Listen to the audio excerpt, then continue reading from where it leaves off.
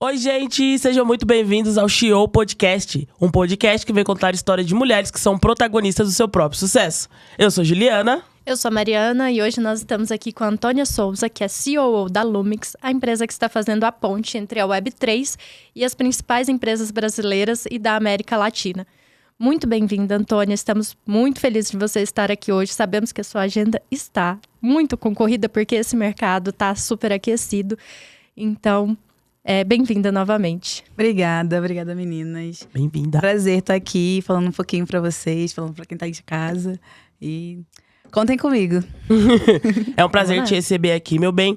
E só pra lembrar pra você, né, nosso ouvinte, que o Xiô, ele vem contar a história de mulheres que estão ocupando cargos de liderança. Aqui a gente não tá dizendo só do ramo do business, mas, enfim, qualquer lugar que ela assuma como protagonista mesmo, que ela vem influenciando as demais pessoas que estão à volta dela ali, a gente quer contar essa história justamente para influenciar também as outras mulheres. Até porque não é todo dia que a gente tem esse espaço, né, para compartilhar a história de mulheres tão incríveis e interessantes. E tô muito emocionada de receber a Antônia aqui com a gente hoje. Elas são CEOs da vida delas, elas são protagonistas do próprio sucesso. Elas arrasam. Ui. Então, Antônia. Perdão. Vai, gata. Ui. Conta pra gente um pouco da Lumix. O que vocês têm feito? E eu acho que a gente vai ter que também explicar o que é esse universo de Web3 e tecnologia em que vocês têm trabalhado agora. Beleza. Vou começar então explicando um pouquinho o Web3, que eu acho que é mais fácil para explicar a Lumix. As pessoas elas precisam entender um pouco que a gente está falando de evolução da internet. Então, a Web3 ela é a próxima fase. A gente tinha a Web 1 e a Web 2, que foi a que a gente viu nos últimos anos. Então, a Web 1, lá quando começou a internet, onde a gente tinha aquelas páginas que eram muito parecidas com a Wikipédia, em que só tinha texto e link. A gente tem a Web 2, que é a Web 2, é a internet como a gente conhece nos dias de hoje, onde a gente tem todas as redes sociais, onde a gente tem o usuário co-criando conteúdo e essa relação, mas também uma internet muito dominada por grandes corporações, como Google, Amazon, Meta e por aí vai. E a Web3, onde a gente está falando de uma internet descentralizada, sem controle em cima dessas grandes corporações, onde a gente está falando de uma internet onde os usuários têm maior poder sobre os dados deles, não são mais um produto como eles são na Web2, e onde a gente vai falar de NFT, de criptomoeda, de metaverso e de outros fatores aí que estão como trend topics nos últimos anos. A Lumix, ela trabalha full dentro da Web3, trazendo como uma ponte para as marcas que ainda estão dentro da Web2 para trazer elas para dentro da Web3. Uma vez que é a próxima fase, antigamente a gente falava muito do que os negócios eles tinham que sair do offline para ir para online. Agora, além de estar no online, eles precisam estar dentro da Web3. E a Lumix ela ajuda a fazer essa transição. Então, ela faz todo o planejamento estratégico para as marcas que querem se lançar com coleções em NFT, envolvendo blockchain e tudo mais. E a gente tem feito isso com grandes marcas no Brasil e no mundo. Dá para dar um spoiler aí pra gente de um projeto recente de vocês? Alguns cases bem legais que a gente tem a Reserva, que é hoje o maior case de NFT no Brasil, e a gente que fez o projeto deles, que é o primeiro, que é o Pistol Birds. A gente tem cases com Coca-Cola, com a Meta, com a Ambev, e tem alguns outros aí em breve saindo bem grandes. Que demais, eu tô curiosa. Eu também. Aí eu queria que você compartilhasse pra gente como é ocupar esse cargo, o que você gosta mais, assim, que você fala, caramba, como eu estou nesse cargo, eu tenho a liberdade pra fazer tal coisa, mas de responsabilidade me gera isso. Eu acredito que é muito enriquecedor, né? Mas enfim, conta pra gente aí. Tá. Bom, eu toco a operação, né? Então, eu acho que é sempre assim, depois que o comercial termina de conquistar o cliente entrou para dentro de casa, essa responsabilidade é minha.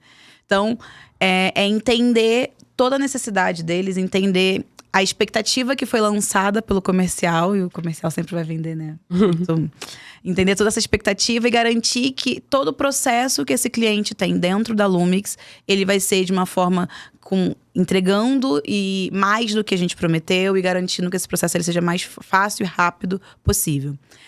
Dentro da Lumix é uma startup nova. A gente tem 1 ano de vida. A gente fez 1 ano agora em fevereiro do ano passado. Em fevereiro de 23. E a gente já tem muitos clientes grandes, a gente trabalha com marcas muito grandes.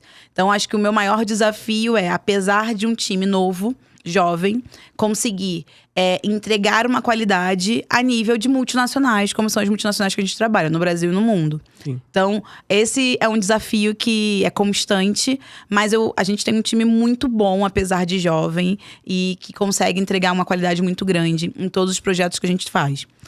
Desafios. É muito legal a gente estar construindo o novo capítulo da internet. Eu trabalho com tecnologia já há quase 8 anos. E eu lembro que sempre quando eu entrava, né, nas empresas que eu trabalhava, eu sempre falava assim, cara, como que deve ter sido legal quem tava logo no início, né? Então eu trabalhei na Uber, na Meta, na Amazon. E eu sempre pensei, cara, quem começou esse negócio deve ter sido muito legal. Eu tenho um quê empreendedor muito grande desde muito nova. E eu sempre falava, cara, queria estar em algum momento dentro de uma empresa fazendo esse boom. E aí até você falou assim, a internet é Web 1, era da época da AOL.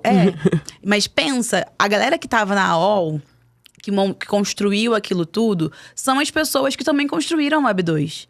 São os líderes que estão dentro da Web 2 hoje das grandes empresas.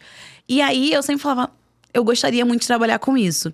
E a Lumix, ela me dá essa oportunidade. A gente é hoje uma das maiores empresas dentro do mercado brasileiro que está construindo Web3. Somos uma das empresas mais respeitadas.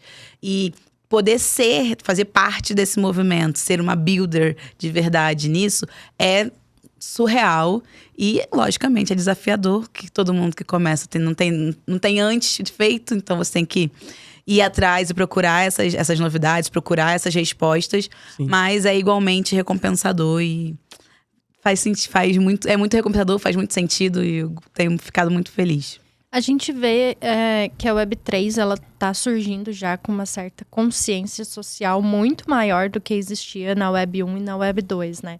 Que era um poder muito mais centralizado, tinha pouca diversidade nos times que estavam construindo, principalmente ali engenheiros, homens, aquilo que a gente já está acostumado, a galera do Vale do Silício e tal. E a Web3 eu tenho a sensação de que ela já nasce com uma consciência maior de tentar evitar alguns erros que foram cometidos na Web 2. Você tem essa sensação também? E a Lumix sendo uma empresa tão nova no mercado que, além de ter que se provar enquanto negócio, tá criando história ao mesmo tempo, né? Vocês têm esse tipo de preocupação também? Sim, com certeza. A gente... Primeiro, falando em relação a como eu vejo o momento da Web 2, da Web 3. A gente começa a Web 3 já num momento diferente da sociedade como um todo. Porque a gente sempre vai ter na tecnologia o reflexo de como a sociedade está. Não adianta, a gente fala muito, os algoritmos, eles reforçam padrões racistas. Os algoritmos reforçam o que a sociedade faz. Porque no final do dia, eles são construídos por pessoas que estão dentro da sociedade. E por equipes diversas ou não que estão dentro da sociedade. Então, se a gente constrói equipes diversas, os algoritmos não vão ser racistas. Eles vão ter um olhar diverso. Assim é como qualquer tecnologia. E com a Web3, eu ouço muito das pessoas que estão construindo, falando, cara, a gente já sabe o que deu errado na Web2. A gente não precisa repetir na Web3. Se a gente tem essa oportunidade de construir do zero, vamos construir de uma forma melhor. Vamos construir já sendo diverso desde a base. Tem alguns pilares da Web3 que facilitam com que essa diversidade ela aconteça. O próprio fato dela ser descentralizada já ajuda muito. A gente consegue ter muitos projetos que estão utilizando a Web3 para financiar causas sociais, para financiar desenvolvimento de mulheres, para financiar desenvolvimento de comunidades de público negro e N outros públicos. E a gente tem o fato de que a Web3 ela não é marcada por títulos de grandes universidades. Você tem que estudar? Sim, você tem que estudar. Mas a maior parte do conteúdo está ali, disponível na internet, de forma gratuita. Lógico que tem as barreiras. Uma das principais barreiras é o inglês, que muito desse conteúdo ele ainda está em inglês. Porém, ele já existe e cada vez mais a gente tem pessoas se movimentando para fazer com que esse conteúdo seja acessível, para que as pessoas aprendam. Com isso, a gente começa a levar esse conteúdo, começa a levar esse acesso a essa educação a mais pessoas. E com isso, a gente começa a ter também mais diversidade. Se a gente for parar a pensar, a Web3, ela é Trend Topics há pouco mais de 2, 3 anos. E a gente já tem muitas iniciativas de mulheres, trazendo mais mulheres, de diversidade de mulheres para dentro da Web3. A gente já tem várias iniciativas de cunho social, a gente já tem várias iniciativas de cunho que olha vários povos, de diversidade de povos. Então, sim, ela já nasce com um pilar de diversidade maior, mais forte do que foi na Web 2, mas principalmente porque a gente está num outro momento da sociedade. E esse outro momento acaba sendo um reflexo. É lógico, eu acho que talvez daqui a 10 anos, a gente vai ter um cenário bem melhor na Web 3 do que a gente tem na Web 2. Mas não tem um sonho, acho que seria meio utópico falar, que a gente vai ter perfeitamente igualitário. Não acho que vai ser igualitário. Acho que vai ser melhor do que a gente vê na Web 2. Cara, eu acho muito louco a gente estar participando disso. Da nova tendência, assim, mundial. Sim. E aquele ponto, né? Apesar de não ser igualitário, por exemplo, eu como mulher negra, estou aqui batendo um papo com uma pessoa, com uma mulher preta, COO, chique demais esse nome. E de verdade, assim, a Juliana pequenininha, eu espero, não sei, que outras mulheres negras, não só mulheres no geral, mas vamos trazer aqui o meu recorte. A minha prima, que tem 15 anos, que tá lá em casa, ouça esse podcast e fala, caraca, mano, tipo, é possível. Sabe? A gente não tá dizendo que vai ser fácil. Mas só da gente ter essa oportunidade de trazer você aqui como um exemplo, já mostrando e contando o que você faz e como você fez pra chegar, pelo menos é um dos caminhos das pedras, sabe? E antes nem isso a gente tinha. E aproveitando isso, eu queria te perguntar... Claro, né? Você, como mulher preta, ocupando esse cargo maravilhoso. Toda vez que eu falar sobre isso, eu vou dizer que o cargo é incrível. Por exemplo, tem algo assim... Enfim, você tem alguma dessas... Claro que, assim, política de inclusão toda empresa tem. Mas tem algo que você fala, Ju, eu gosto de fazer isso. Talvez porque fizeram isso comigo. Eu acho interessante. Não só, tipo, de trazer. Mas, por exemplo, eu como mulher, líder, eu gosto de fazer dessa forma. Se a pessoa tem algum certo tipo de dificuldade, eu oriento assim, assado. Tem algo assim que você gostaria de compartilhar? Tá. Então, eu acho que a primeira vez que eu senti que eu tinha que fazer algo foi exatamente quando eu entrei no mercado de tecnologia. Foi a primeira vez que eu conheci a síndrome do impostor. Foi a primeira vez que eu me vi. Que eu acho que foi a primeira vez que eu olhei pro lado e fiz o famoso teste do pescoço. Que é olhar pro lado, que pra quem não é negro, talvez não conheça. Mas todo negro, quando entra dentro de um ambiente, seja qual for, ele olha pro lado e vê quantos outros negros ele tem naquele lugar. É automático, gata. Automático. E conforme a gente vai crescendo hierarquicamente e frequentando ambientes de maior poder aquisitivo, isso começa a acontecer com maior frequência. E você começa a ver que normalmente só tem você ou as pessoas que estão servindo. E é ruim. É triste, dói. Não é legal ser um negro único. A primeira vez que eu fiz isso, A primeira vez que eu fiz isso e que eu senti foi quando eu entrei na Uber. E aí tinha eu, a recepcionista e um gringo. E eu falei, cara, não é legal isso. Não acho que... Não pode ser assim. E fiz muito um exercício de olhar pra mim e pensar, o que eu fiz, o que aconteceu na minha trajetória que foi diferente, que me permitiu chegar ali. E aí eu falei, cara, eu tive muita gente que me ajudou. Não que abriram portas, porque eu acho que pra gente que é, não querendo ser, puxar bandeira, nada disso. Mas acho que pra gente que é negro é bem difícil as pessoas abrirem portas. Sim. No máximo as pessoas te ensinam alguma coisa. Mas eu sempre fui muito dedicada e eu tive muitas pessoas que, vendo a minha dedicação, se dispunham a me ajudar, me ensinar o que eles sabiam. E eu pegava esse conhecimento e agarrava e falava, cara, vou fazer do limão a limonada e vou aprender. E aí, essa figura de pessoas que me ajudaram, elas foram mentores pra mim. Elas me ajudaram durante todo o meu caminho. Quando eu entrei na Uber, eu falei, bom, agora eu consigo, dentro de uma posição de onde eu estou, olhar pra baixo e falar quem eu consigo trazer, quem eu consigo ajudar. E foi aí que eu comecei a fazer mentoria. Então, além de, logicamente, ser muito mais... Eu acho que durante um tempo, eu tentei evitar incomodar. Sim. Você tentar passar despercebido? Tentar passar despercebido. Então, teve todo um processo. Então, eu alisava o cabelo. Eu tentava ser o mais branca possível.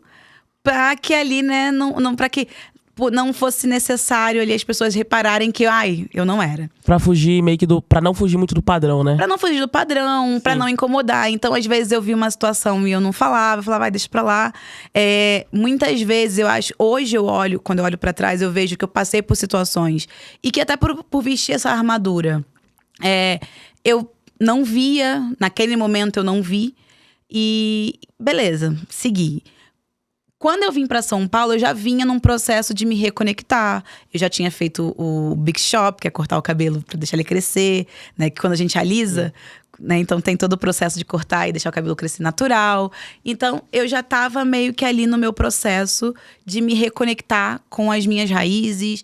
E aí, quando eu cheguei ali na Uber e eu vi toda aquela situação, eu falei, cara, já chega de ser uma pessoa que se apaga. Agora eu vou incomodar. Sim, se eu tô aqui, as pessoas viram que eu tenho alguma coisa pra acrescentar nesse lugar. E eu não vou só ocupar esse lugar, eu vou incomodar a ponto de fazer as pessoas repensarem como elas estão fazendo. Então, internamente, eu atuei muito pra... A gente tá contratando certo? A gente tá abrindo vagas, olhando para as pessoas e pensando, será que eu tô dando as mesmas oportunidades para pessoas negras? Será que eu consigo ajustar melhor para tornar esse ambiente mais receptivo?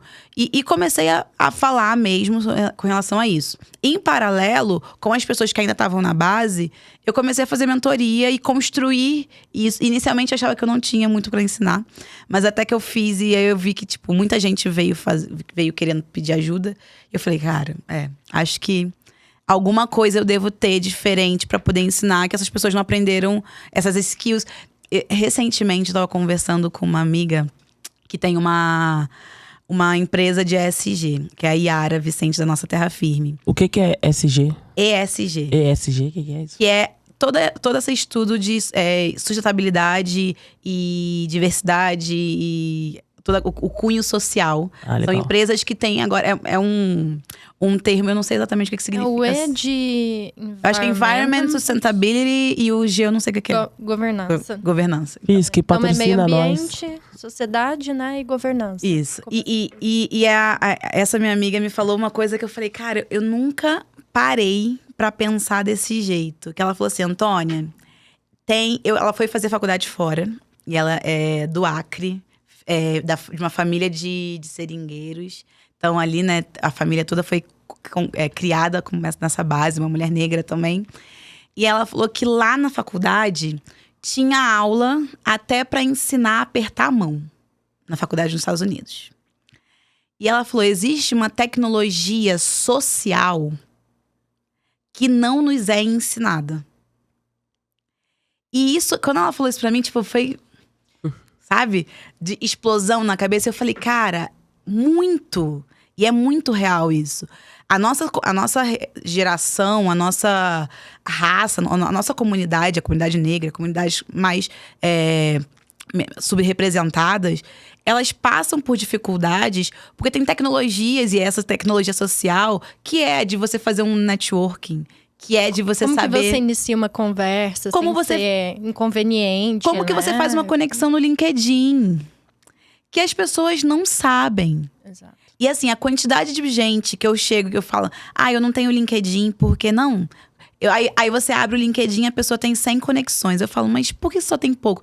Mas eu tenho medo, né? Como é que eu vou mandar mensagem pra alguém? Nossa, gente, eu toda. Essa semana eu vi um post do Lázaro Ramos, interessantíssimo, que ele falava que a herança, ela não é só do dinheiro que atravessa gerações. Eu vi isso. É a herança do networking, né? De você já saber lidar, se portar e o que falar na hora certa, no momento certo, nos lugares. Quer ver um caso que eu acho, assim? Sempre quando eu olho os filhos da MPB, que é todo mundo afilhado, sobrinho um do outro, né? Então a gente tem Preta Gil, João Vicente. A galera nova é todo mundo que nasceu ali na casa com Chico Buarque, com Maria Bethânia, com Caetano. Tem como essa galera ir muito longe do berço que eles nasceram? Não. Da mesma forma que existe dessa galera da música, tem da galera dos negócios. E aí é muito assim. Ah, meu tio é o presidente, meu tio é o diretor, meu pai é amigo. Você cresceu vendo aquelas pessoas se comportarem, né, Gente, entre si. Então, minha mãe é cabeleireira, replica. meu pai é pedreiro. O máximo das pessoas que eles conseguiam, e assim, e eles fizeram muito para que eu esteja aqui hoje, tudo eu devo a eles dois. Mas assim, eles não tinham a quem ou conhecido que eles pudessem me apresentar. Então, e eu tive que ir hackeando o sistema, eu tive que ir fazendo conexões por mim mesmo e aprendendo. E foi um pouco sobre esse hackear o sistema que eu fui ensinando para essas pessoas que vieram fazer mentoria comigo. Principalmente mulheres negras e jovens. E porque eu falei, cara, o que eu aprendi é um mapa. E eu posso escrever esse mapa e dar para aquelas pessoas. Eu sempre falo, é 30%. Os outros 70%, a pessoa precisa querer e a pessoa precisa fazer, porque não é fácil. Mesmo você dando as instruções, você ainda vai passar por muita dificuldade no meio do caminho. Você ainda vai ter muita gente dizendo pra você, cara, não dá. Não é assim, você não deveria estar aqui. Você vai passar por você mesmo se falando. Eu lembro que na primeira semana que eu tava na Uber, eu fui pro banheiro chorar. Liguei pra minha mãe e falei, mãe, vão me demitir. Eu não era pra estar aqui, me contrataram errado. Caraca, a síndrome da impostora total, né? E aí minha mãe falava, mas minha filha, não é, calma. Eu falava, não, mãe, esse povo aqui é muito bom. Eu não era pra estar aqui. Todo o meu time, metade já tinha morado fora. Todo mundo tinha estudado fora, tinha feito várias coisas. E eu ali, oriunda de Caxias. E eu falava, cara… E aí é engraçado, porque você se sente um alienígena na mesa do almoço, né? Porque você fala assim, do que eu vou falar com essa galera? Meu Deus, eu não sei nem o significado desse negócio que tá aqui no cardápio. Eu nunca comi isso na minha vida, tô com medo de pedir. Isso é um negócio estranho. Haja terapia, né? Exato. Haja terapia. E haja terapia, e esse é um outro ponto importante, né? Porque só o fato de você conseguir fazer terapia já é um privilégio. Porque a maioria não vai ter condição de fazer. E eu acho que aqui a gente também traz um ponto importante, porque a geração dos nossos pais não são acostumados a fazer terapia. Da nossa avó, dos nossos pais, é tipo, terapia é besteira. Aí a gente tá na nossa geração, que é um pouco mais aberta a fazer terapia. Então vem aquele processo de aceitar que você precisa de terapia e depois de ver a possibilidade de fazer a terapia. Então, ainda tem essas duas questões. Galera, olha aqui na sua host. Faz terapia, parça. Faz terapia, abre caminhos. É maravilhoso. Minha terapeuta tá e te amo. Tamo junto. Às vezes eu falo que é melhor aprender inglês e fazer terapia do que fazer um MBA já logo no começo da carreira, né? E assim, você mencionando essa questão, me lembrou algo assim, que nós moramos, nós três, no Brooklyn, né? Um bairro extremamente elitista aqui de São Paulo, que é 5 brancos pra cada branco. É muito branco lá, né? E 10 cachorros pra cada branco. 10 cachorros pra cada branco, exatamente. De raças que eu nunca ouvi falar antes. E aí, o que acontece? No meu prédio só tem eu de preta. O meu também. O resto é a galera que trabalha lá, os funcionários. E além de tudo, eu e meu namorado, a gente arrumou 2 Goldens, né? Então, a galera… ninguém sabe assim, tipo… a gente não comprou, a gente adotou, mas enfim. E aí as pessoas não aceitam que eu passeio com o meu cachorro na rua, achando que o cachorro é meu. As pessoas olham pra mim e falam… esse cachorro é seu? Me dá um cachorro. Aí eu falo, não posso, porque a patroa vai achar ruim. Várias vezes. Na feira, gente, o meu namorado, tipo, ele é branco. Se ele vai com os cachorros, ninguém fala nada. Se eu vou com o cachorro, eu vou ouvir. Toda vez. O cachorro é seu? Aí tem que cuidar direito. Tarará. Teve uma vez que esse cara falou isso pra mim, que é tipo, que a sua patroa vai brigar. E o ponto principal é que assim, tipo, as pessoas realmente não querem que a gente ocupe esse espaço. Eu já pensei gente, é uma coisa simples. É moradia, mas assim, imagina você não ter paz pra ser você no seu próprio bairro, tá ligado? Tipo, só pelo fato de eu ser preta. Então, assim, é muita terapia mesmo. Eu tento fazer com que isso não faça parte de mim. E pra quem vai falar, nossa, esse podcast, não sei o quê. É importante a gente falar sobre essas coisas assim, a gente não pode ignorar, fingir que isso não existe. E vai ter sim, cada vez mais preto sendo o CEO, chiquérrimo, morando em bairro de burguês safado, apesar de eu não ser burguês safada. Sabe? Ocupando esse tipo de espaço, a gente tem que estar lá. A gente tem que ocupar e tem que normalizar, acabou. Aceita a altura, ou surta. Eu que pago meu aluguel, dá licença. Adorei. Não, eu concordo plenamente. E assim, eu acho que durante muito tempo eu fiquei meio que naquela coisa, né, assim. Aí vou mudar dessa merda. Não só de vou mudar, mas assim, de tipo, cara, será que eu deveria estar aqui? Sabe? Isso que você falou acontece comigo também, assim. Eu tenho a minha cachorra, já teve uma vez que eu tava na praça e falou assim: você é dog walker? Eu falei: não, ela é minha. Filha da puta. Desculpa. Aí, tem certeza? Eu falei: sim. O que a pessoa tinha com isso mesmo? Né? Assim, absolutamente Sim. Exato. nada. Exato. É. E aí eu falei, tipo, eu tava meio que assim, eu tava indo embora. Ó, você ficou muito pouco, hein? Vou falar com a dona da cachorra. Agora vem cá, a gente tá aqui preocupado que a gente tem que aprender a apertar a mão, aprender a se comportar em lugares onde, né, a gente não tinha acesso. E simplesmente as pessoas se sentem no direito de serem... Não vou falar essa palavra aqui, porque a gente vai ser censurada, mas assim... De se meterem e darem opiniões onde elas não são chamadas. Isso é o absurdo da falta de educação, de sensatez, de bom senso, de qualquer outra coisa que exista. E a gente tá aqui discutindo que a gente que tá errado, né? Sim. Porque a gente não sabe apertar uma mão. E aí eu acho que é muito nosso papel. Por isso que eu falei que eu mudei muito meu posicionamento e passei a incomodar. Porque eu acho que a gente precisa falar. Perfeito. A gente precisa... Eu lembro de uma situação em que eu tava numa festa, num samba no Rio. Um samba que eu amo. E aí tava eu e um grupo de amigos negros. E era um samba em Santa Teresa, no Rio. E eu via que várias vezes ele passava e ele tirava foto de várias pessoas brancas. Que nem sabiam sambar, diga-se de passagem. Mas nunca tirava foto do meu grupo, dos meus amigos. E eu falei, cara, que louco. Não é possível, devo estar viajando. Mas assim, passou várias vezes. Até que chegou uma hora, e junto no meu grupo tinha algumas meninas brancas também. E ele selecionou as meninas brancas pra tirar foto. E aí eu parei pra ele e falei, posso te fazer uma pergunta? Quantas pessoas pretas você tirou foto essa noite? Aí ele me olhou assim, o fotógrafo, e ficou... Falei, não, assim, eu tô te perguntando porque você já passou aqui algumas vezes e você não tirou foto, e eu pelo menos não vi você tirando foto de uma pessoa preta. Olha, esse evento, ele é um evento e tinham várias pessoas negras no local. Que cada vez mais que você mostrar isso, as pessoas não vão querer vir. Tipo, vocês precisam mostrar que o evento ele é mais diverso. E aí ele ficou todo desconcertado assim, sabe? Ele, não, deixa eu tirar uma foto de você. Eu falei, não, eu não quero que você tire foto minha. Eu não quero. Eu só tô te falando pra você parar pra pensar. E o que eu acho as pessoas que têm esses comportamentos tá tão enraizado que elas não param pra pensar que elas estão agindo dessa forma. Exato. E a gente precisa falar.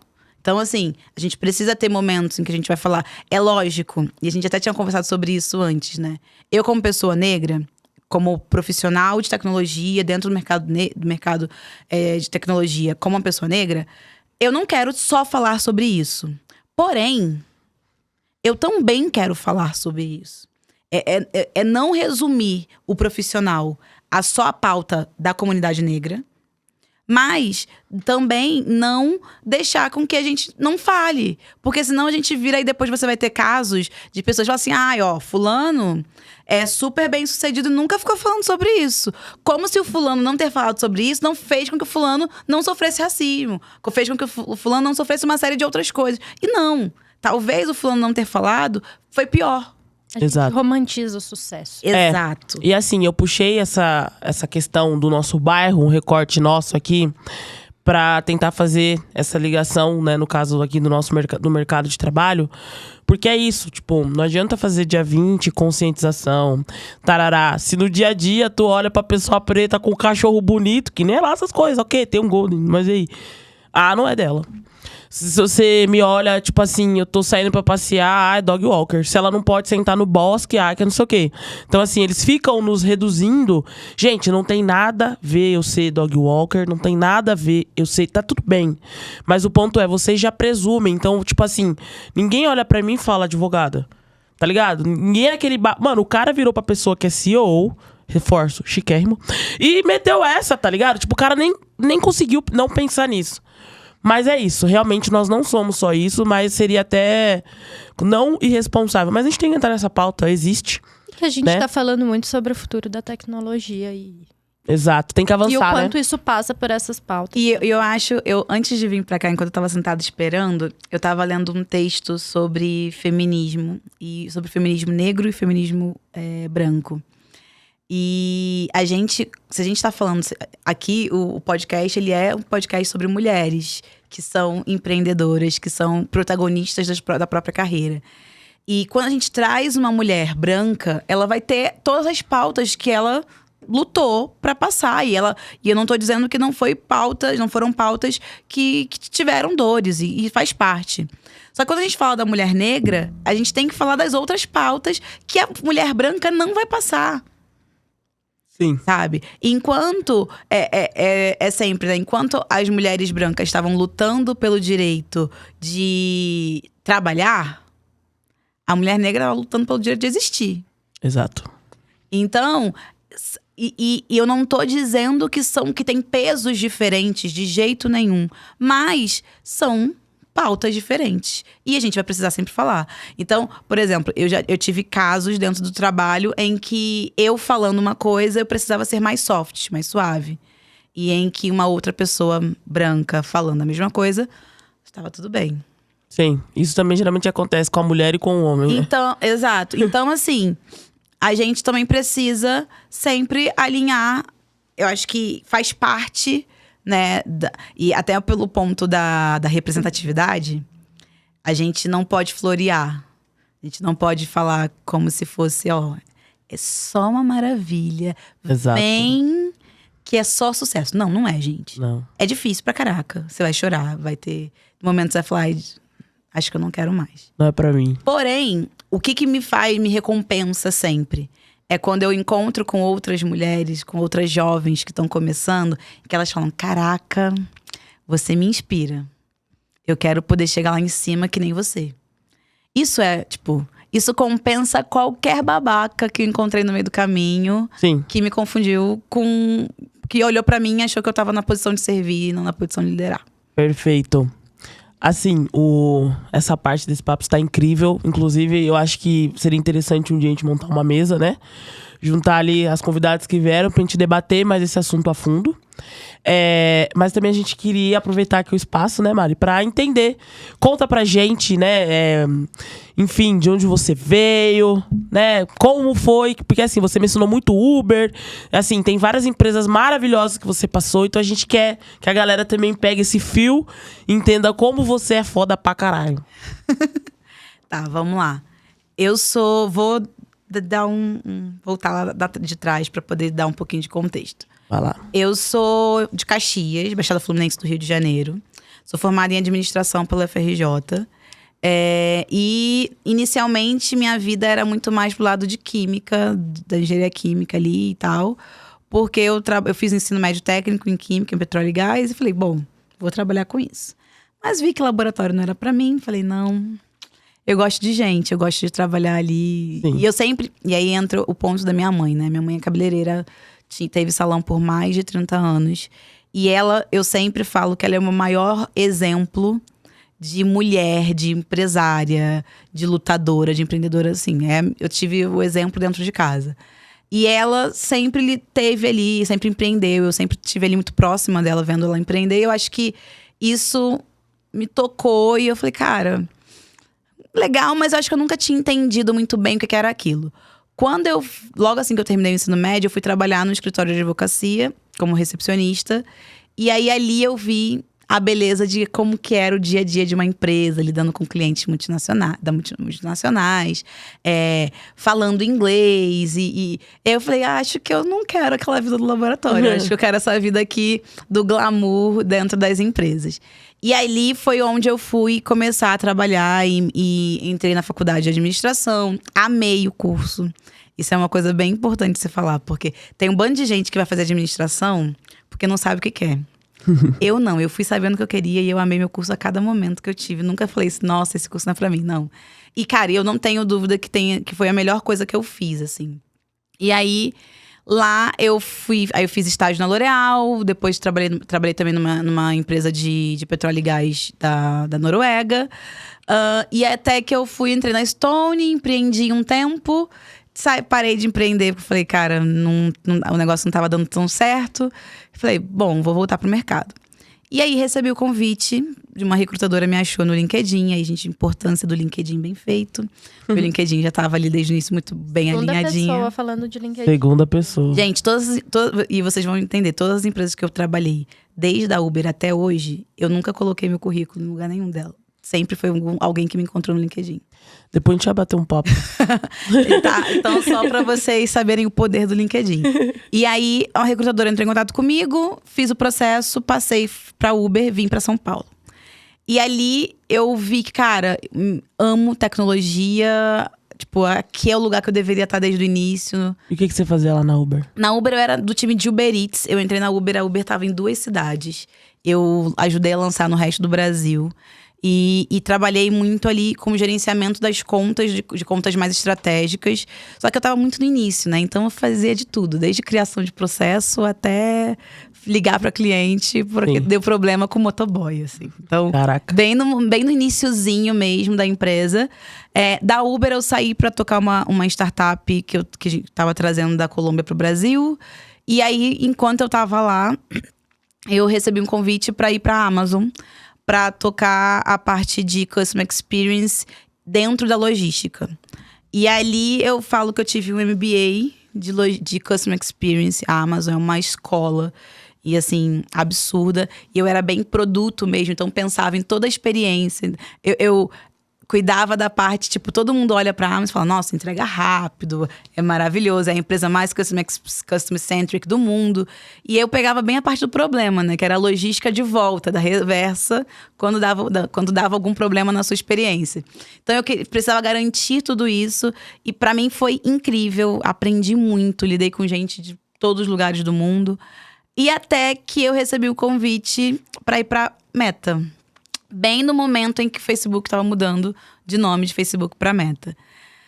E aí eu sempre fui muito apaixonada. Nessa época eu já construía conteúdo, eu já falava de carreira no Instagram e no Facebook. E eu falei, cara, é uma empresa ali que faz o meu coração bater mais forte. E aí eu falei, tá, deixa eu ver como é que é. E fui fazendo o processo.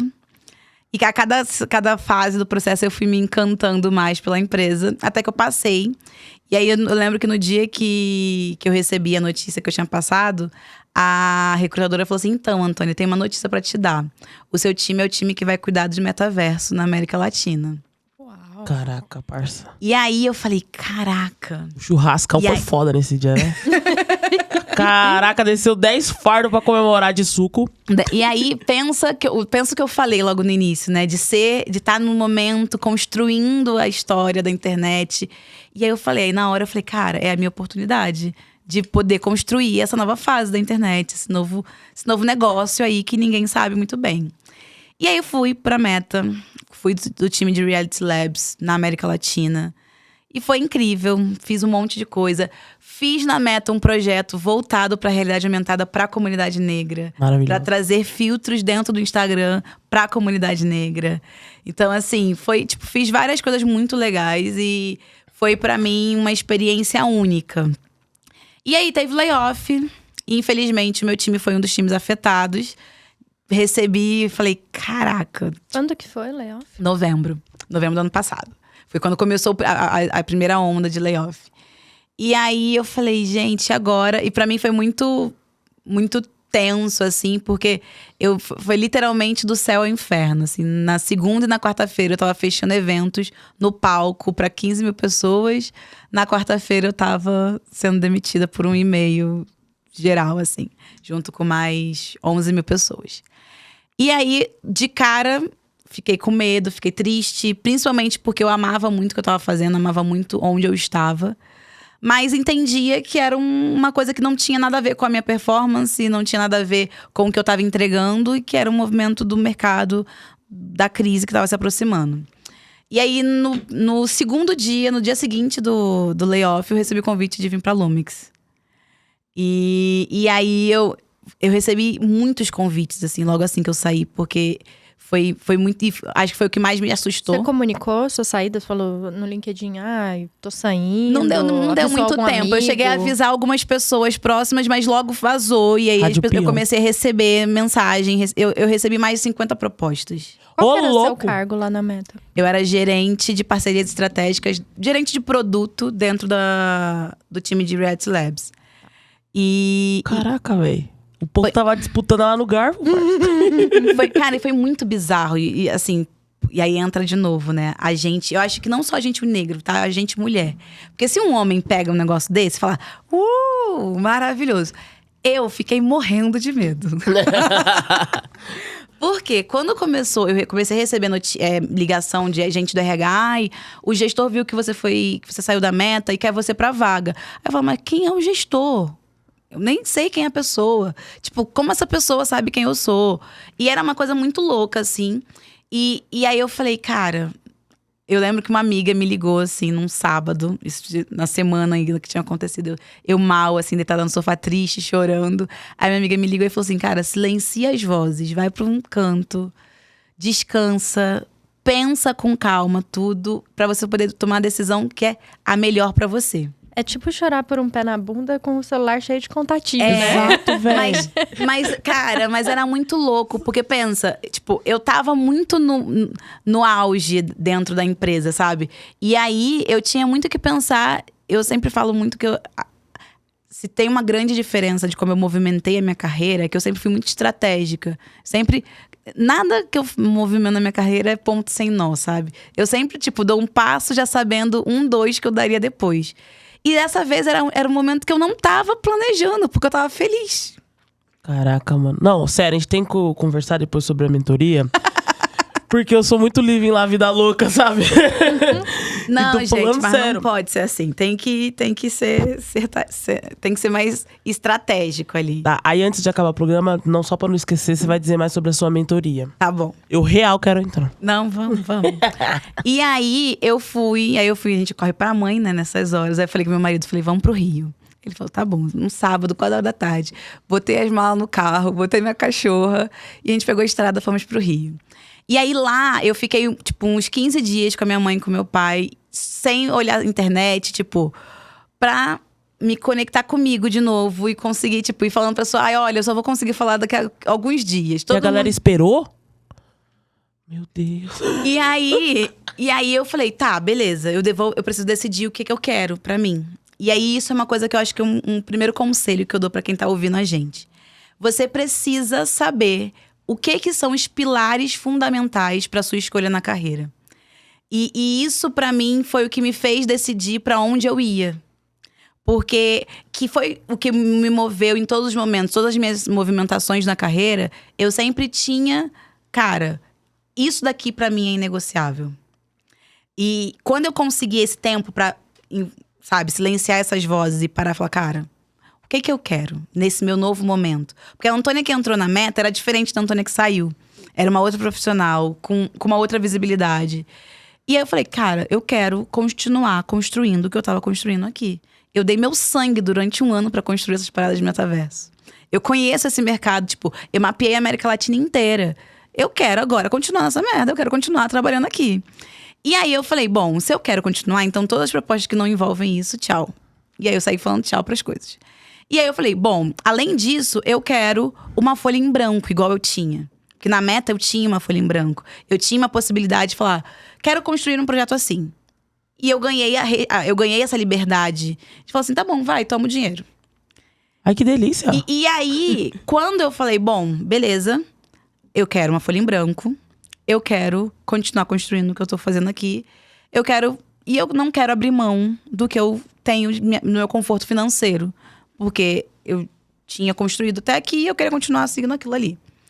E aí, beleza. Eu falei, bom, esses são os meus pilares. Vou conversar com as propostas que eu tenho. E aí, foi nessa conversa. E foi assim, eu escolhi, tipo, muito alinhado a isso, sabe? Muito alinhado a esses meus 3 pilares. Que pra mim, naquele momento, eram fundamentais. E que pode ser que daqui a alguns anos, esses pilares mudem. Mas é importante que a gente saiba o que tá movimentando a gente agora. E, cara, ir pra Lumix foi exatamente isso, sabe? É a possibilidade de construir uma área do zero. De pensar toda a estratégia da empresa pros próximos anos. E de ter essa tranquilidade de falar… Eu tenho em poder de impactar na estratégia, de mudar a estratégia. E não ser só mais uma. Que eu acho que essa era uma das coisas que eu também tinha muito claro pra mim. Eu não quero entrar em mais outra corporação, que eu vou ter que ficar mais 6 meses fazendo todo o meu nome, pra até eles verem que eu merecia aquela visibilidade. Eu quero ir pra um lugar que as pessoas já saibam quem eu sou. Que eles vão me ouvir, que a minha voz vai ter poder, sabe? E foi um pouco disso que eu encontrei na Lumix e que eu sou muito feliz de estar aqui. Que demais, parabéns por isso. Nossa, tô até arrepiada de novo. E como a Antônia tá sempre 2, 3 passos à frente, quais são os seus próximos passos agora? Bom, Lumix tá bombando, em nome de Deus, vamos seguir assim. Então, eu quero muito continuar crescendo a empresa, pensando aí num IPO no futuro, quem sabe.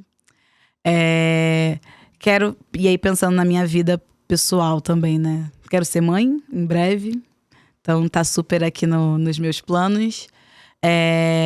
Pretendo ano que vem estudar fora um período. Ganhei uma bolsa agora, então vou passar um período fora. Acho que, no geral, agora é um pouco disso, assim. Eu tô um pouco mais tranquila. Tranquila? Tô um pouco mais tranquila. Tem bastante coisa na agenda, mas acho que são todas coisas… Dá pra ver que você organizou também, de uma certa forma, um equilíbrio, né? Entre o pessoal e o profissional, e também ali o intelectual, digamos assim. Sim, com certeza. Isso é uma outra coisa que, pra mim, tá dentro das minhas coisas inegociáveis, sabe? É conseguir ter esse equilíbrio. Garantir que eu amo trabalhar e eu tenho uma tendência muito grande a ser workaholic. Só que eu preciso trabalhar tendo paz. Sim. Se eu tiver paz, tá de boa. Posso trabalhar até 10 da noite, até meia-noite, sem problema. Logicamente, se não for sempre, né? Porque hoje é a questão do equilíbrio. Mas tendo paz, tendo garantia de que o que eu tô fazendo, ninguém vai estar enchendo meu saco com besteira. E é muito disso que eu tenho hoje, sabe? Eu tenho muita tranquilidade, eu trabalho bastante. Mas eu tenho muita tranquilidade do que eu tô entregando, tenho muita tranquilidade. Os meus sócios têm muita tranquilidade, confiam muito em mim. Então, isso me ajuda bastante. Que demais. E o que conta assim pra gente, né? O que você gosta de fazer assim no seu horário livre, que você desliga o botãozinho ali de CEO? E, enfim, no caso assim, como que você consegue entrelaçar, né? Porque querendo ou não, você contou muita coisa que você sempre se dedicou super nessa questão profissional, mas e você ali no pessoal? Tem alguma coisa, por exemplo, falar, cara, agora eu faço assim, antes eu me privava de tal coisa, agora não, eu entendo que se eu não fizer isso eu vou surtar, assim. Tem. Então, acho que, bom, tempo livre. Ficar com meu marido, com a minha cachorra, minha filha, minha família, minha mãe, meu pai, assim. A gente sempre que pode, a gente vai pro Rio, porque a gente ama praia. Então, sempre que a gente tem algum espacinho, a gente tá correndo pra praia pra poder aproveitar ali e ficar junto com a família.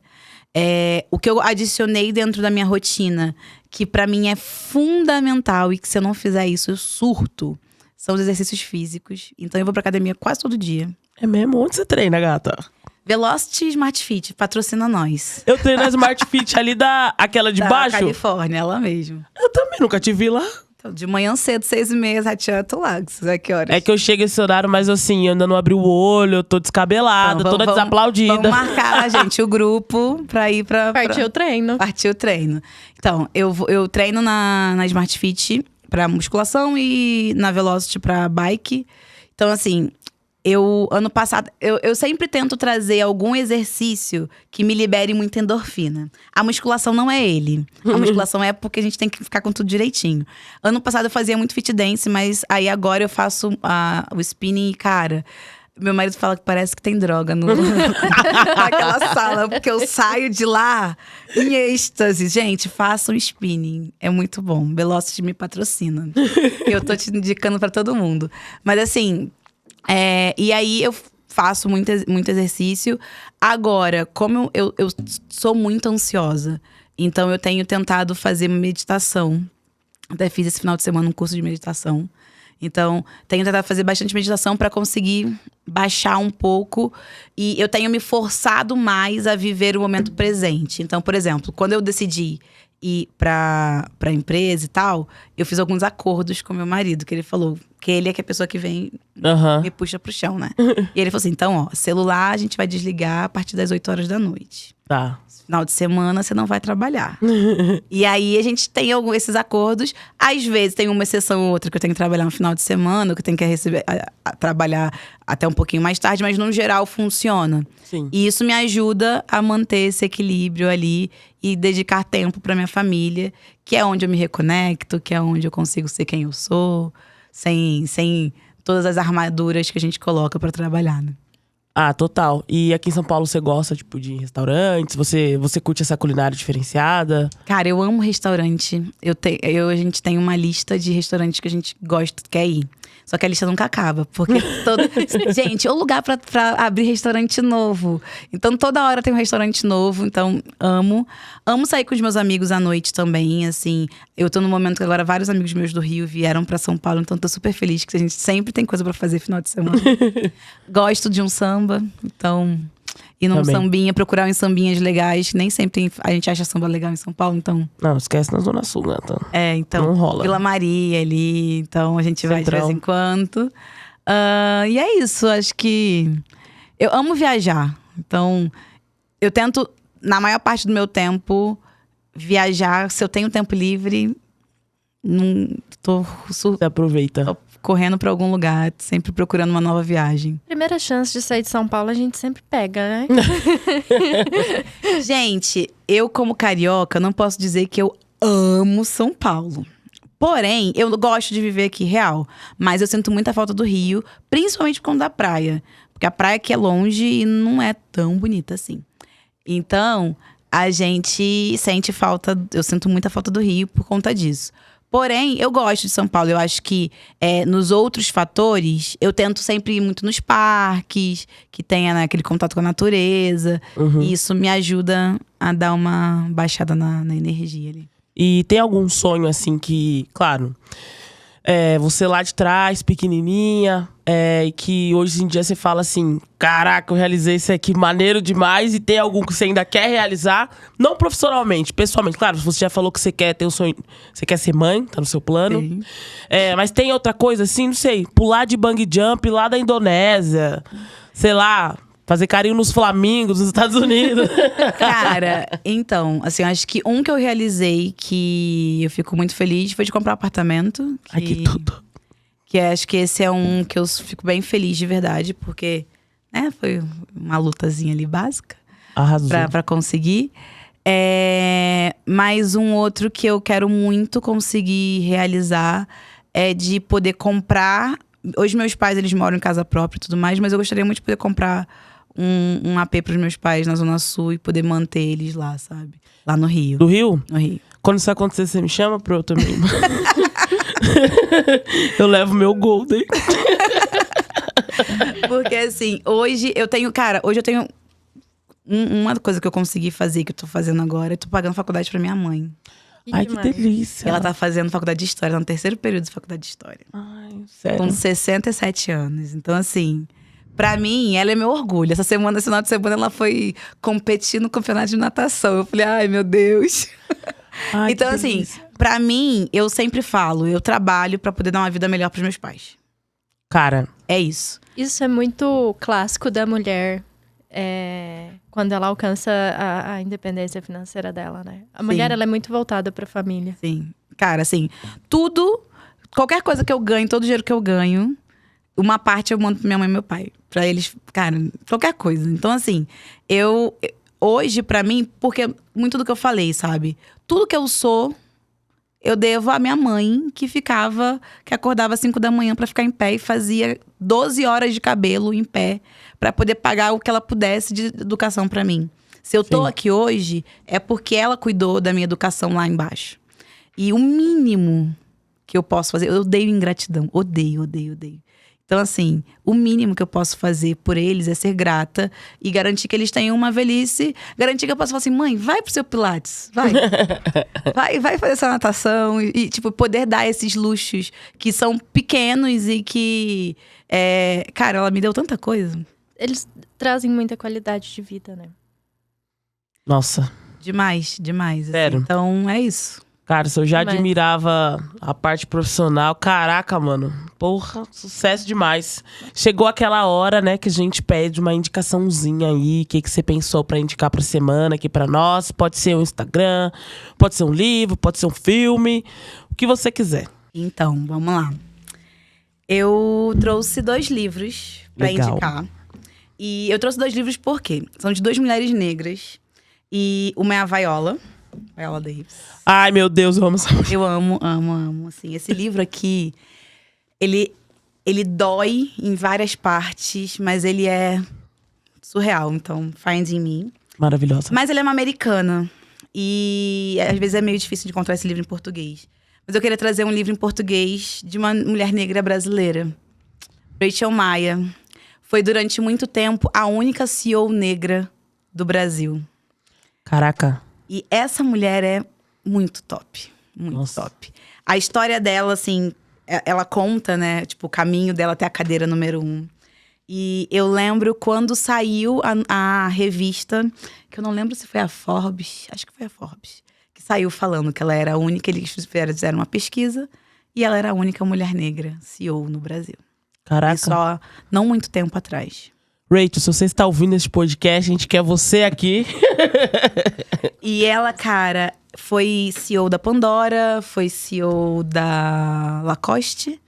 E hoje tem aí, é conselheira de N empresas e tudo mais. Conselheira do Carrefour e de várias outras empresas. Caraca, parça. Tem uma história incrível. É uma mulher também de família, que a família foi a base, que a educação foi a base. Lutou pra caramba, assim como a Viola. Eu acho que a gente tem muito uma mania de pegar exemplos de fora, né? Mas a gente tem exemplos aqui, de mulheres que estão aqui do nosso lado e que a gente pode buscar e que podem… Eu acho que quando a gente traz esses exemplos pra perto, fica muito mais fácil da gente sonhar, né? A gente acabou de perder a Glória Maria e ela foi o exemplo pra tanta gente. Quantas vezes a gente ligou a TV, a gente como mulher negra, e ela era a única referência de mulher negra que a gente tinha brasileira na TV. A Rachel, ela é uma referência dentro das grandes empresas. E é um super exemplo pra mim. Maravilhosa, muito obrigada. E aí, gatona? Vou mudar um pouco a dinâmica da minha indicação. Quer indicar primeiro? Quero indicar. Vamos lá. Eu, como sempre, né, bagaceira. A galera vem de livro, vem de Instagram. Dessa vez eu vou indicar o Instagram da Jamile. Jamile, eu já te vi, tá? Jamile Godoy, eu te ouço. Te conheci no podcast Wanda. Depois, agora eu sei que você tem o seu. Já te encontrei naquele festival lá no Jockey Club, que era só cocô de cavalo. Você estava lá belíssima, valeu a pena te ver. Queremos você aqui também. Cara, a Jamile, pra mim, ela é referência também nessa questão de entretenimento. Cara, ela faz umas sketches, ela é incrível, maravilhosa. Ouço ela ali do podcast Wanda e espero que isso chegue nela. Vem cá, gata. Vem no show podcast, vamos trocar ideia. Arrasou. Venha, por favor, Jamile. Já vou te procurar aqui, Jamile. Piramidando. Vou pegar uma carona aqui na indicação da Antônia. Tem um bate-papo da Viola com a Oprah na Netflix sobre esse livro. E é realmente, assim, é pra assistir em doses. Porque a história dela é uma coisa, assim, única. E a consciência que ela tem de si mesma é uma lição, assim. Então, com certeza o livro é bem mais amplo que a própria entrevista com a Oprah. Mas o que eu queria mudar a dinâmica hoje é que eu vou pedir uma indicação de volta para você, que a gente falou muito sobre mentoria aqui. E dos líderes com quem eu venho conversando recentemente, as pessoas têm sentido muita dificuldade em mentorar a sua equipe. Qual conselho você daria para um líder que está encontrando pessoas da equipe com dificuldades? Como que eles podem ajudar essas pessoas? Cara, O que eu vejo muito de dificuldade nos líderes, quando eles vão encontrar essas pessoas, é que existe sempre uma tentativa de moldar as pessoas à empresa. E eu, particularmente, como líder, e eu até coloquei isso dentro da Lumix, quando eu construí um plano de desenvolvimento individual, dentro da Lumix, a gente tem o que a gente chama de iLumix e de WeLumix. Dentro desse plano, no iLumix, é você olhando para você, como pessoa, como profissional, o que você quer pra você. E aí, depois que você olha pra você, você pode falar, cara, o que você acha que você, dentro do que você quer crescer, você pode contribuir pra empresa? Que desafio você gostaria de enfrentar dentro da empresa? E depois, no WeLumix, a gente pega as nossas metas dos times individuais, das equipes, e fala, cara, como que dentro dessas metas a gente consegue ajudar a essa pessoa que tem esse goal pessoal a alcançar? Fazendo as coisas, fazendo com que a gente consiga atingir as metas juntos. A gente atinge como equipe, você atinge pessoalmente. Na empresa, a gente tem que parar com essa história de que achar que a empresa é família. Não é. Você não demite ninguém na sua família. Exato. É um time. Logo assim que eu entrei na Uber, eu ganhei um livro, que é o The Alliance, da Aliança. E falava sobre isso, sobre como a gente tem uma aliança com as pessoas com quem a gente trabalha. Falta muito nos líderes conseguir ter uma aliança. Entender o seu funcionário, entender quem tá dentro da sua equipe, o que aquela pessoa precisa. Tipo, beleza, você quer... Eu falo sempre pro meu time, eu falo, gente, meu goal é que um dia uma empresa top me roube vocês. Se isso acontecer, significa que eu te desenvolvi tanto que você tá pronto pra ir pra um desafio muito maior. Então, é parar de olhar no tipo, cara, o que eu quero que aquela pessoa faça e pensar, como eu consigo te ajudar a te desenvolver para você chegar no seu sonho, no seu desafio profissional. Quando a gente muda e começa a falar com o funcionário dessa forma, fica muito mais fácil até mesmo dele comprar o seu barulho e falar, não, cara, eu sei que para me desenvolver aqui, eu preciso disso e isso aqui vai me levar aonde eu quero. Mas para ajudar o meu líder a bater o gol dele, eu também vou desenvolver essa outra coisa aqui, porque ele tá me ajudando aqui e eu ajudo ele ali. É uma relação de ganha-ganha. A gente precisa, como líder, olhar para a relação com a equipe desse jeito. Como eu te ajudo e como você me ajuda. Eu não vejo isso acontecendo muitas vezes. Quando eu vejo acontecer, normalmente dá sucesso. Normalmente as pessoas falam, cara, incrível. Mas não são poucas as pessoas que lidam assim. E aí é sempre nessa coisa de, cara, eu quero colocar você dentro de uma caixinha. Não é assim. Uma lição de business aqui em 5 minutos. Caraca, mano. Demais. Vou levar pra casa essa dica. Conta pra gente, gata, agora 2 coisas, né? A gente tá aqui finalizando. Infelizmente, onde a gente encontra você nas redes sociais e como que a gente faz para pedir para você nos mentorar. Ficou claro, produção, que eu quero essa mentoria. Tá claro. Então, assim, conta pra gente então, onde a gente te encontra no LinkedIn, se você quiser compartilhar suas redes sociais e como funciona pra te acessar. Então, gente, ó, na hora coloca aqui embaixo Vem aqui, produção. Minha produção, coloca aqui. Então, ó, no LinkedIn, Antônia Souza. Antônia com Souza com Z, Antônia com acento circunflexo. No Instagram, aantonia.souza.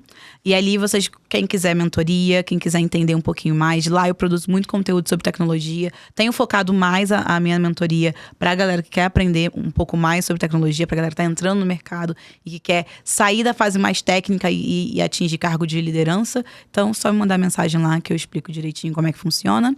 E aproveitar pra falar, semana que vem eu tô indo pra Nova York pra cobrir o evento NFT New York. Então, quem quiser saber tudo que tá rolando nesse evento, me segue lá no Instagram, que eu vou postar várias coisas. Vai ter Reels, vai ter vídeo, várias coisas rolando lá na minha viagem. Qual é a data que você vai viajar? Eu viajo dia 10. Eu posso, né? Posso encomendar um Vans? Mentira. Corta, acaba. Ai, não corta não, produção. Muito obrigada por ter vindo aqui conversar com a gente, bater esse papo. Você é uma mulher incrível. De verdade, não te conhecia. Agora que eu te conheço, não quero te largar. Que bom que a gente é vizinha, mas eu vou aparecer na sua casa pra tomar um café. E eu espero que a gente possa, né, ter a oportunidade de você vir aqui mais vezes.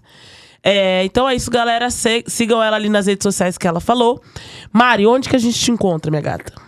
Eu estou no Instagram e no LinkedIn como Mariana Bananal. Pega geral. Ai, gente, ela não desiste. Ela não desiste. Ela tá solteira, gente. Galera, vocês me encontram, como vocês sabem, no meu Instagram, Chuliana com X, C. No meu TikTok, acho que é Chuliana C também. E eu vou passar meu LinkedIn, decidi passar agora, eu tô inspirada, né? Minha amiga Antônia vai me mentorar lá. Juliana Costa. Lá tá mais sério e tal, mas vocês podem me seguir lá. Sigam as nossas redes sociais aqui do Chiou Podcast. No Instagram, @Chiou Podcast. TikTok, @Chiou Podcast. Estamos no YouTube. Siga o nosso canal, se inscreva, curte, comenta. Cara, compartilha pra avó. Vamos fazer uma pirâmide, estilo Herbalife, entendeu? Quanto mais vocês derem like lá, mais vocês comentarem, mais vai engajar. Mais nós vamos ter dinheiro pra gravar mais temporada. Então, né, amiga? Mais histórias como essa de hoje vão ser replicadas e mais a gente vai poder inspirar e ter mais espelhos pra gente se olhar e continuar nessa trajetória e conseguir lidar, né, aí com os percalços que surgem nesse caminho. Perfeito. E também não esqueçam de acompanhar o nosso podcast além do YouTube, que tá disponível também no Spotify. Beleza, galera? É isso. Um beijão. Até semana que vem. Até. Muito obrigada, Antônia. Tchau. Obrigada, pessoal. Tchau, lindona. Obrigada, a gente vai embora meninas. junta.